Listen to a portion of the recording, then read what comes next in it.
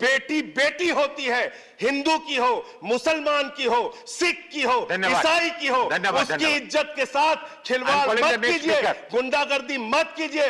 आप तय करने वाले कोई नहीं होते कौन क्या पहनेगा, कौन क्या खाएगा, कौन क्या कैसे रहेगा।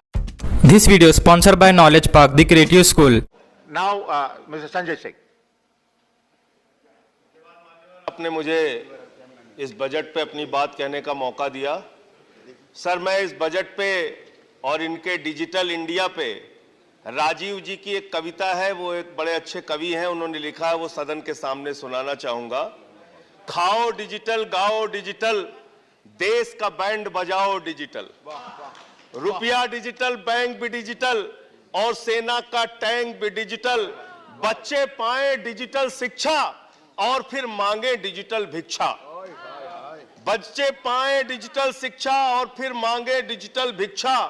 डिजिटल डॉक्टर, डिजिटल गोली, डिजिटल ईद और डिजिटल होली, डिजिटल सड़क पर डिजिटल कार, डिजिटल संसद और सरकार, डिजिटल खेत में करो किसानी, डिजिटल खाद और डिजिटल पानी, डिजिटल दूध और डिजिटल गाय, डिजिटल चीनी, डिजिटल चाय, भर के खाओ डिजिटल रोटी और फिर कर दो डिजिटल पोटी।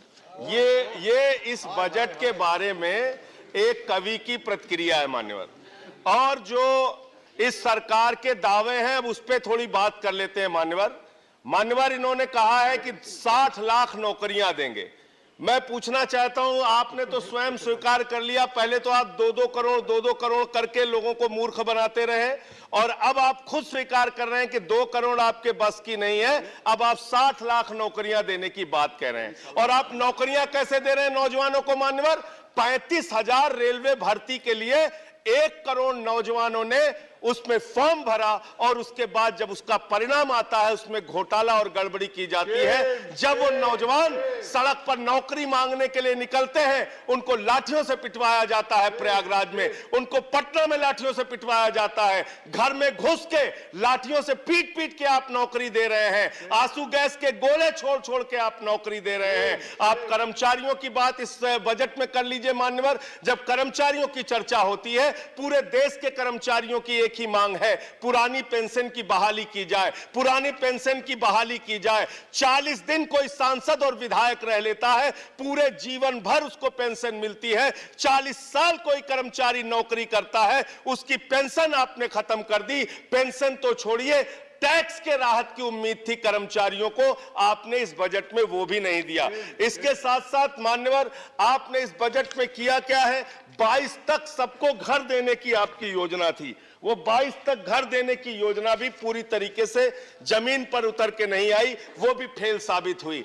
जब आपसे पूछा जाता है सरकार की उपलब्धि क्या है, सरकार की आमदनी क्या है, आप सीना ठोक के कहते हैं अरे हमने तो आमदनी बढ़ा दी, देश का एयरपोर्ट बेच दिया। फिर आपसे पूछा जाता है कुछ आमदनी बढ़ी क्या सरकार की, कहते हैं हाँ बिल्कुल बढ़ा दी, steel authority of India limited बेच दिया, कोल इंडिया बेच दिया, बीपीसीएल बेच दिया, एलआईसी बेच दिया, बैंक बेच दिया, पोर्ट बेच दिया, सब कुछ बेचने का काम किया। ये आपका मेक इन इंडिया है, ये आपका डिजिटल इंडिया। मानवर मैं खत्म कर रहा हूं मानवर, मैं मनरेगा की आप बड़ी पीठ थपथपाते हैं अपनी। मनरेगा की चर्चा बहुत होती है, मनरेगा का बजट आपने खत्म कर दिया, खाद की सब्सिडी आपने कम कर दी। इसका मतलब जो गरीबों को अन्न देने की योजना है वो भी योजना एकमात्र आपकी दिखावा है और मार्च के बाद गरीबों को अनाज हिंदुस्तान में मिलना बंद हो जाएगा। अंत में आपके माध्यम से एक ही सरकार से अनुरोध करना चाहूंगा कि अपना ध्यान देश की तरक्की पर लगाइए, देश को आगे बढ़ाने पर लगाइए। बेटी बेटी होती है, हिंदू की हो, मुसलमान की हो, सिख की हो, ईसाई की हो, उसकी इज्जत के साथ खिलवाड़ मत कीजिए, गुंडागर्दी मत कीजिए। आप तय करने वाले कोई नहीं होते कौन क्या पहनेगा, कौन क्या खाएगा, कौन क्या कैसे रहेगा, कौन। Zafar Islam, I'm sorry. Please. This video is sponsored by Knowledge Park, the Creative School.